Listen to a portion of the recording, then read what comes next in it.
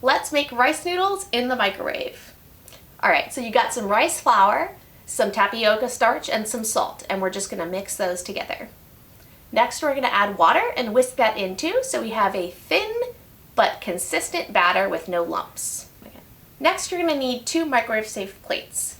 Onto one of the plates, pour a little bit of batter, maybe 2 or 3 tablespoons worth, and then mix it all around so that it covers the entire bottom of the plate. You can use your fingers here if you like. Pop it into the microwave and cover it with the second plate. You're going to want to microwave it for about 50 seconds, but depending on your microwave, you may need a few seconds more or a few seconds less. Once it is done cooking, take it out of the microwave, but be very, very careful because the top plate is hot and the bottom plate is hot, and in between those 2 plates is a layer of steam, which is also hot. Make sure you use appropriate hand protection as you remove it from the microwave, and really please do not burn yourself.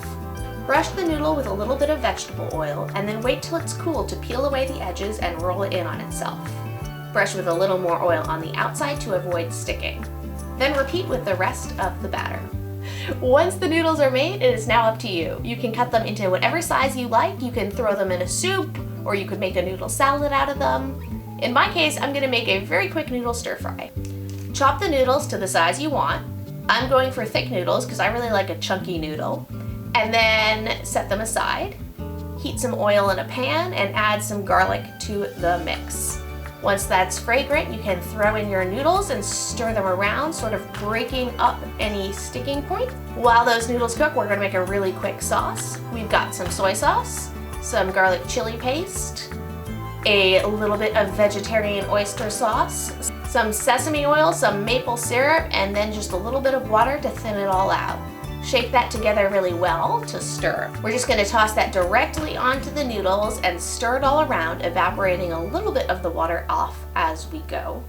From there, let's add a few scallions. Okay, like a ton of scallions, and a few sesame seeds. Yum!